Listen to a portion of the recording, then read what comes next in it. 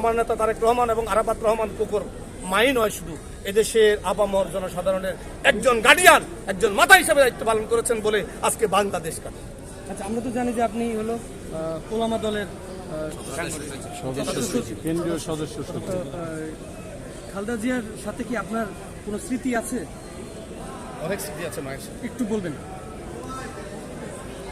2001 সালে যখন বিএনপি ক্ষমতায় এসেছে, আমরা তো এখানে প্রতি বছরে আমরা 20-30টা প্রোগ্রাম, যেহেতু ইসলামিক প্রোগ্রামগুলো হয়, প্রত্যেকটা প্রোগ্রামে আমাদের নেত্রী খুব কাছ থেকে দোয়া করা, মাজার জিয়ারত করা, ইসলামিক প্রোগ্রামগুলো করার সুযোগ হয়েছে।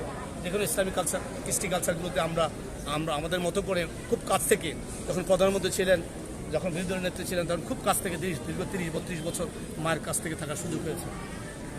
2001 সালে বিএনপি ক্ষমতা আসার পরে বাংলাদেশ জাতীয়তাবাদী ওলামা দলের নেতৃবৃন্দ রমজান ইফতার পার্টি করে আমরা ওলামা দলের নেতৃবৃন্দকে নিয়ে আমরা মায়ের সাথে দেখা করতে গিয়েছিলাম প্রধানমন্ত্রীর দপ্তরে।